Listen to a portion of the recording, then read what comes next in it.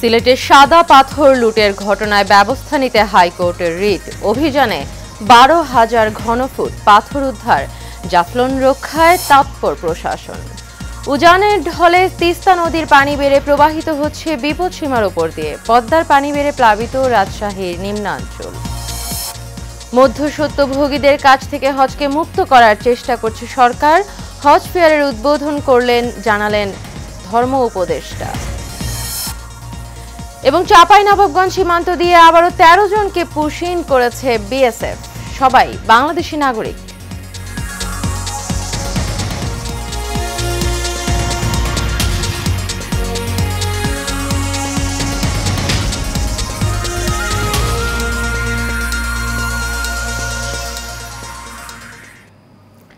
স্বাগত এশিয়ান নিউজে। পুরো সময় জুড়ে আপনাদের সঙ্গে রয়েছে আমি অরণ্যবিন্দু ইউনুস।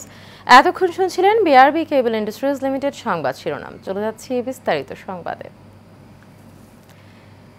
সিলেটে সাদা পাথর লুটের ঘটনা তদন্ত করে দোষীদের বিরুদ্ধে ব্যবস্থা নিতে হাইকোর্টে রিট দায়ের করা হয়েছে। সুপ্রিম কোর্টের আইনজীবী মীর KM নুরুন নবী এই রিটটি দায়ের করেছেন। হাইকোর্টের একটি দ্বৈত বেঞ্চে এই শুনানি হওয়ার কথা রয়েছে। রিটে ঘটনা তদন্ত করে 15 দিনের মধ্যে প্রতিবেদন দেওয়ার নির্দেশনা চাওয়া হয়েছে। স্বরাষ্ট্র সচিব ছাড়াও পরিবেশ সচিব, IGP, DC Sylhet, UNO, Companiganj সহ 10 জনকে এতে বিবাদী করা হয়েছে। সিলেটের কোম্পানিগঞ্জ উপজেলার সাদা সোনা খ্যাত দেশের শীর্ষ পর্যটন কেন্দ্র ভোলাগঞ্জে সাদা পাথর অবাধে লুটপাট চলছে এমন সংবাদ ছড়িয়ে পড়ার পর বিষয়টি নিয়ে আলোচনা শুরু হয়।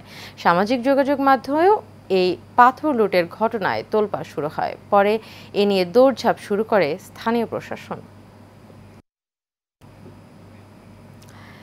সিলেটের কোম্পানিগঞ্জ উপজেলার জনপ্রিয় পর্যটন কেন্দ্র সাদা পাথর থেকে চুরি হওয়া পাথর উদ্ধারে জেলা প্রশাসন বিশেষ অভিযান শুরু করেছে। দীর্ঘদিন ধরে অবৈধভাবে উত্তোলিত পাথর ফেরানোর জন্য প্রশাসন এবং আইনশৃঙ্খলা বাহিনী যৌথভাবে মাঠে নেমেছে। বুধবার রাত 12টার পর থেকে অভিযান শুরু হয়। ইতিমধ্যে ধলাই নদীর তীরবর্তী সাদা পাথর এলাকা থেকে প্রায় 12,000 ঘনফুট পাথর উদ্ধার করা হয়েছে। উদ্ধারকৃত পাথরগুলো পুনরায় নদীতে ফেলে দেওয়া হচ্ছে। জেলা প্রশাসনের পক্ষ থেকে জানানো হয়েছে, চুরি হওয়া সব পাথর ফেরত না আসা পর্যন্ত অভিযান চলবে। পাশাপাশি পাথর চুরির সঙ্গে জড়িতদের শনাক্ত করে আইনগত ব্যবস্থা নেওয়া হবে। সিলেটের পর্যটন অঞ্চলে চলছে প্রাকৃতিক সম্পদের অবাধ হরিলুট। ভোলাগঞ্জের সাদা পাথর, ভোলাগঞ্জ ছাতক রোপ লাইনের লোডিং স্টেশন, কোম্পানিগঞ্জের শাহ আরিফিন টিলা, এমনকি ইসি এলাকাভুক্ত গোয়াইনঘাটের জাফলং থেকেও গত কয়েক মাসে লুট হয়েছে কোটি টাকার পাথর এবং খনিজ সম্পদ। তবে সাদা পাথর মরুভূমিতে পরিণত হওয়ায় জাফলং 0 পয়েন্ট রক্ষায় 0 টলারেন্স ঘোষণা করেছেন উপজেলা প্রশাসন এবং স্থানীয়রা। প্রতিনিধি ইউসুফ রহমানের তথ্য এবং ছবিতে জানাচ্ছেন রাশেদ আকন। সিলেটে কিছুদিন আগেও যেখানে প্রকৃতি সাজাতো স্বপ্নের রং, সেখানে এখন চলছে লুটপাটের এক মহোৎসব। পাখির চোখে দেখলে মনে হয় ভূমিকম্পে উলটপালট হয়ে গেছে রূপ বৈচিত্র্যের এই স্থান। ভোলাগঞ্জের সাদা পাথর, জাফলংয়ের নীল জলরাশি আর শাহ আরফিন টিলা কিংবা ভোলাগঞ্জ ছাতক রোপলাইনের লোডিং স্টেশন সবই আজ পাথর খেকোদের করাল গ্রাসে ক্ষতবিক্ষত। অবৈধ পাথর উত্তোলনের কারণে নষ্ট হয়েছে নদীর কলতান আর পানি পাথরের জলধ্বনি, বিলীন হয়েছে সবুজ পাথরের বুক। সব মিলিয়ে প্রকৃতি আজ রূপ নিয়েছে ধ্বংসস্তূপে। 5 আগস্টের পর থেকেই লুটপাট হচ্ছে। তবে আপনার যখন পানিটা একটু বেশি বেড়ে যায় তখন নৌকাগুলো উপরে আসতে পারে, তখন সাদা পাথর থেকে মেন স্পট থেকে লুটপাট করে নিয়ে যায় পাথরগুলো। এখানে দিনটা 24 ঘন্টাও লুটপাট করা হয়। প্রশাসনের কোনো দায়িত্ব নাই, বোঝা যায় দেশের মা বাপ নাই। পাথরের জন্য মানুষ দূর দূরান্ত থেকে ঘুরতে আসে, কিন্তু এখানে আমরা দেখছি যে দিনে দুপুরে লোকজন পাথর উঠায় নিয়ে যাচ্ছে। এদিকে ভোলাগঞ্জের সাদা পাথর মরুভূমিতে রূপ নেয় গোয়াইনঘাটের জাফলং 0 পয়েন্ট রক্ষায় কঠোর পদক্ষেপ নিয়েছে স্থানীয়রা ও রাজনৈতিক ব্যক্তিরা। আমাদের এখানে যারা ব্যবসায়ী ভাই আছেন, শ্রমিক যারা আছেন, আপনারা স্পষ্টভাবে জেনে নেন, পাথর কিনবেন না, পাথর বিক্রিও করবেন না, পাথর আর আনবো না, আর পাথর কেউ কিনবো না। অন্যদিকে জাফলং 0 পয়েন্ট রক্ষায় 0 টলারেন্স ঘোষণা করেছে উপজেলা প্রশাসন। পাথরের যে ট্রান্সপোর্টেশন এটা যে করবেন তাকে আমরা আইনের আওতায় নিয়ে আসবো। আর পাথর যে কিনবে উনি ইলিগেল ট্রেডার হিসেবে ওনাকেও আইনের আওতায় নিয়ে আসা হবে। যারা যেইভাবে জড়িত, বিভিন্নভাবে জড়িত আছে, কেউ তুলে, কেউ কালেকশন করে, আমরা কোনোভাবেই সেটা করব না, করা যাবে না। পর্যটন সংশ্লিষ্টরা বলছেন, সিলেটের প্রাকৃতিক সৌন্দর্যমণ্ডিত পর্যটন স্থানগুলো রক্ষায় এখনই সময়ের দাবি, না হয় ভবিষ্যতে হুমকির মুখে পড়বে পরিবেশ ও ক্ষতিগ্রস্ত হবে বিনিয়োগ। Rashed Akon, Asian television. বাংলাদেশে কোনো ইসলামী দল নেই। মানুষ যেগুলোকে ইসলামী দল মনে করে সেগুলো ইসলামী দল নয় বলে মন্তব্য করেছেন ইনসানিয়াত বিপ্লবের চেয়ারম্যান। বাংলাদেশে ইসলামী দলগুলোর ঐক্য এবং বর্তমান বাস্তবতা নিয়ে ক্রিয়াশীল রাজনৈতিক দলের শীর্ষ নেতারা ভিন্ন মতামত প্রকাশ করেছেন। তবে অধিকাংশ দলই মনে করেন ঐক্যবদ্ধ হওয়ার কোনো বিকল্প নেই। সাইফুল ইসলামকে সাথে নিয়ে আরও জানাচ্ছেন বাতেন বিপ্লব। ডামবাম মিলিয়ে বাংলাদেশে ইসলামী দলের সংখ্যা 24টির কম নয়। তবে মোটা দাগে বাংলাদেশ জামাত ইসলামী, ইসলামী আন্দোলন বাংলাদেশ এবং এবি পার্টি সহ এই সংখ্যা 5টির বেশি নয়। বাকিরা বিভিন্ন সময়ে একে অপরের বিরুদ্ধে ফতোয়া দিয়ে মাঠে নিজেদের অস্তিত্ব জানান দেওয়ার চেষ্টা করেন। জামাত ইসলামী কে ইসলাম और निज़ाम इस्लाम पार्टी के इस्लाम एक नहीं है। জামাত ইসলামী বাংলাদেশ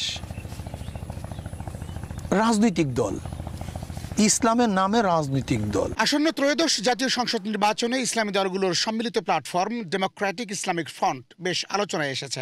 স্বাধীনতার 54 বছর পর ঐক্যবদ্ধ হতে জোর চেষ্টা চালাচ্ছে ফ্রন্টলাইনের ইসলামী দলগুলো। আমি সম্মানিত আমার মাথার তাজ ওলামাদেরকে জাতীয় ঐক্যের আহ্বান জানাই।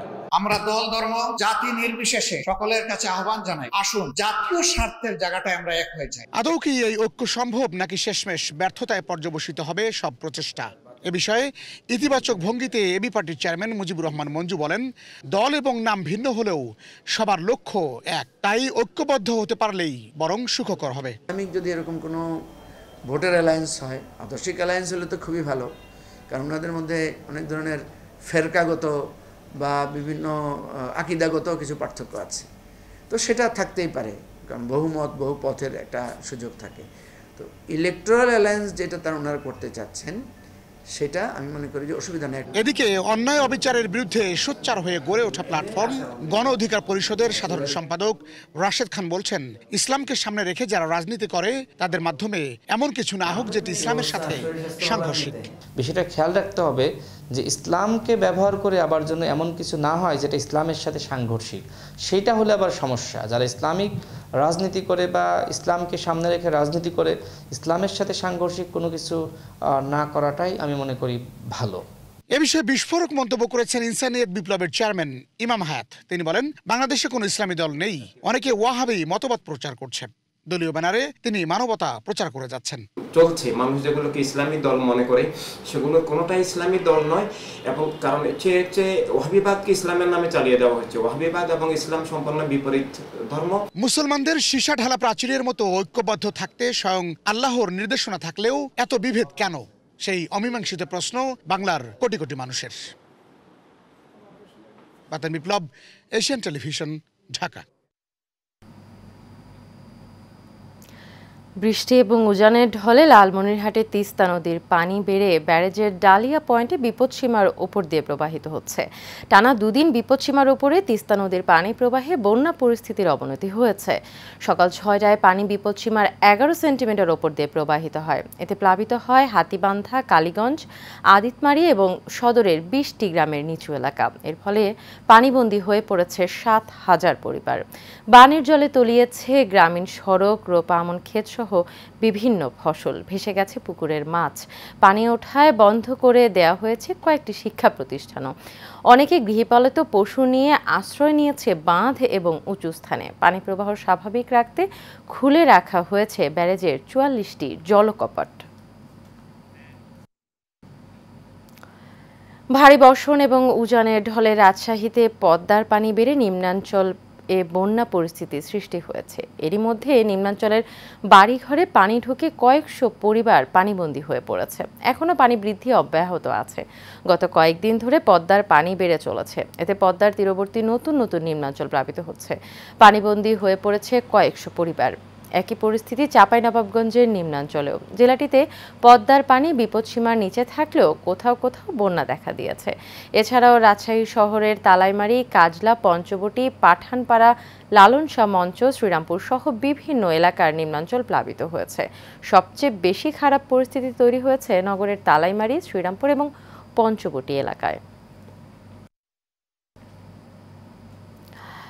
বিমান ভাড়া নির্ধারণে ধর্ম মন্ত্রণালয় এবং বিমানের সাথে আলাপ আলোচনার ভিত্তিতে সহনীয় পর্যায়ে নিয়ে আসবে এবং উক্ত আলোচনায় হাবের প্রতিনিধি রাখার কথা বলেন ধর্ম উপদেষ্টা আ.ফ.ম.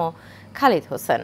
সকালে রাজধানীর চীন বাংলাদেশ মৈত্রী সম্মেলন কক্ষে হজ এজেন্সিজ অফ বাংলাদেশ আয়োজিত জাতীয় হজ এবং ওমরা 2025-এর উদ্বোধনী অনুষ্ঠানে প্রধান অতিথি হিসেবে বক্তব্য রাখেন আ.ফ.ম. খালিদ হোসেন। অনুষ্ঠানে তিনি হজ ব্যবস্থাপনার ক্ষেত্রে কোনো এজেন্সি বা ধর্ম মন্ত্রণালয়ের কর্মকর্তা যদি অনিয়ম বা দুর্নীতিতে জড়িত থাকে তাদের বিরুদ্ধে কঠোর শাস্তিমূলক ব্যবস্থা নেওয়ার কথাও বলেন। উদ্বোধনী অনুষ্ঠানে বিশেষ অতিথি হিসেবে উপস্থিত ছিলেন ধর্ম মন্ত্রণালয়ের সচিব এ.কে.এম. আফতাব হোসেন প্রামাণিক এবং হাবের কর্মকর্তাগণ। সভায় বক্তারা গতবারের চেয়ে এবারের হজ ব্যবস্থাপনা আরও সমন্বিত এবং উন্নত হবে বলে আশাবাদ ব্যক্ত করেন। যদি 1 টাকা ঘুষ খায় আমরা তাকে ফাঁসিতে ঝুলাবো। আপনারা আমাদেরকে বলবেন, আমার কোনো স্টাফ যদি একেবারে হজ ক্যাম্প থেকে শুরু করে মিনিস্ট্রি পর্যন্ত কেউ যদি কোনো দুর্নীতির সাথে যুক্ত কোনো এজেন্সির কাছ থেকে টাকা নেয়, দে উইল বি পানিশড। চাঁপাইনবাবগঞ্জে ভোলাহাট উপজেলার চামুশা সীমান্ত দিয়ে আবারও 13 জনকে পুশিন করেছে ভারতীয় সীমান্তরক্ষী বাহিনী বিএসএফ। বৃহস্পতিবার ভোর 5টার দিকে ভারতীয় সীমান্তরক্ষী বাহিনীর সদস্যরা বাংলাদেশে ওই 13 জনকে ঠেলে পাঠান। বিষয়টি নিশ্চিত করেছেন 59 বিজিবি ব্যাটালিয়নের অধিনায়ক লেফটেন্যান্ট কর্নেল গোলাম কিবরিয়া। তিনি আরও বলেন, বৃহস্পতিবার ভোর 5টার দিকে ভারতীয় সীমান্তরক্ষী বাহিনীর সদস্যরা বাংলাদেশে ওই 13 জনকে ঠেলে পাঠান। আটককৃতদের মধ্যে 13 জন পুরুষ রয়েছে। সবাই বাংলাদেশি নাগরিক বলে নিশ্চিত করেছে বিজিবি। গত 3 জুন একই সীমান্ত দিয়ে গভীর রাতে 8 জনকে পুশিন করেছিল বিএসএফ।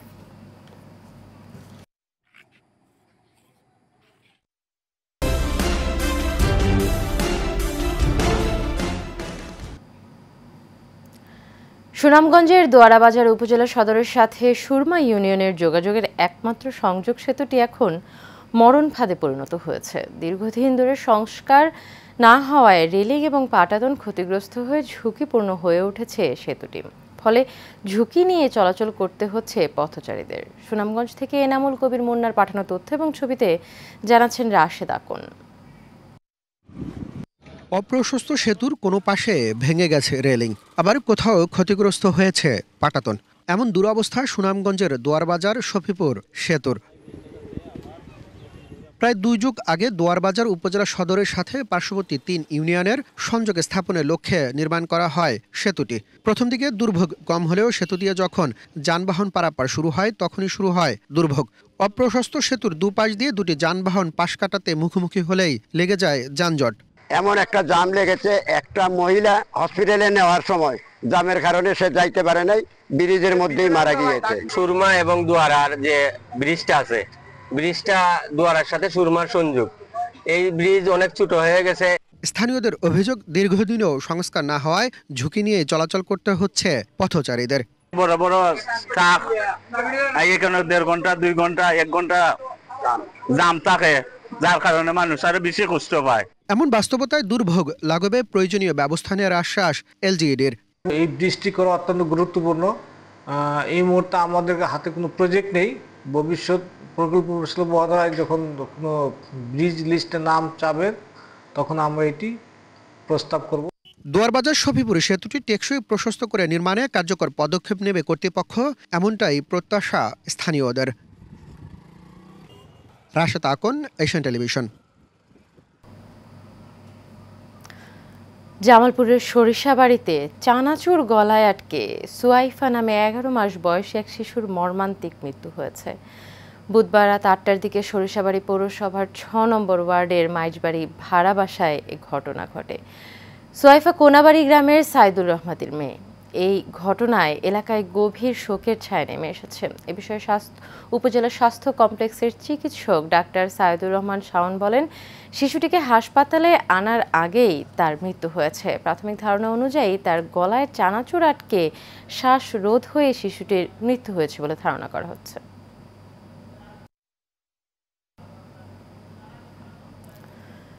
চট্টগ্রামে হিজবুত তাওহীদের আয়োজনে তাওহীদ ভিত্তিক আধুনিক রাষ্ট্র ব্যবস্থা শীর্ষক গোলটেবিল বৈঠক হয়েছে। চট্টগ্রাম প্রেস ক্লাবের সুলতান আহমেদ হলে এই আয়োজন করা হয়।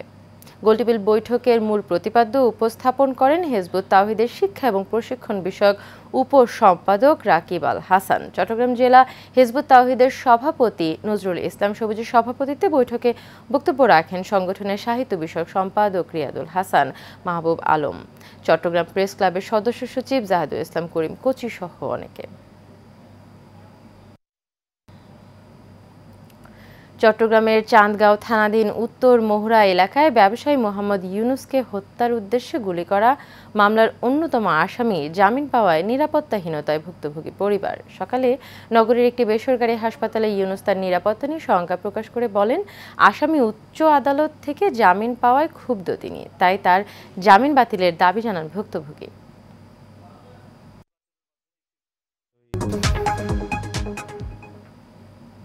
এ পর্যায়ে থাকছে বাণিজ্য সংবাদ।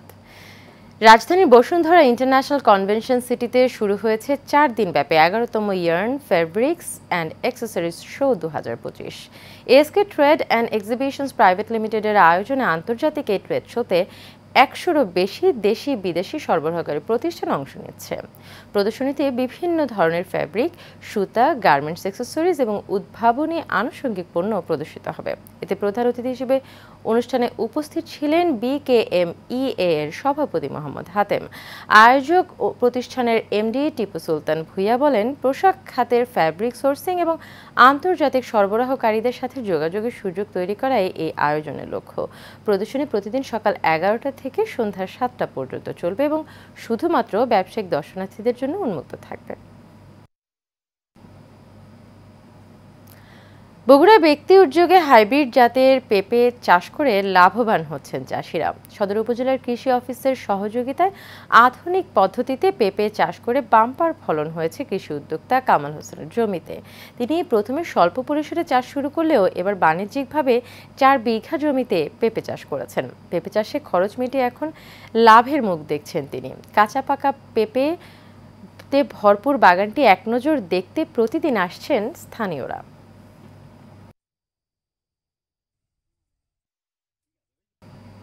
শেষ করবো এশিয়ান নিউজ, তবে যাবার আগে বিআরবি কেবল ইন্ডাস্ট্রিজ লিমিটেড সংবাদ শিরোনামগুলো জেনে নেব আরও একবার।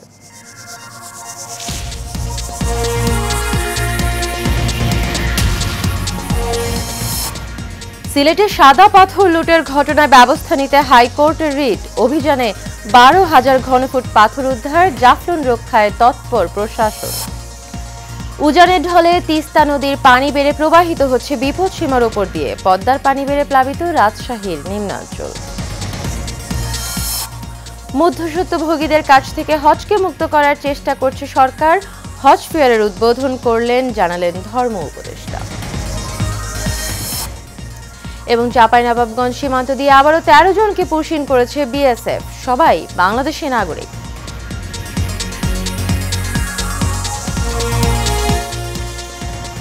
এশিয়া নিউজ এ পর্যন্তই। পরবর্তী সংবাদ দেখার আমন্ত্রণ রইল। এতক্ষণ সাথে থাকার জন্য সবাইকে ধন্যবাদ।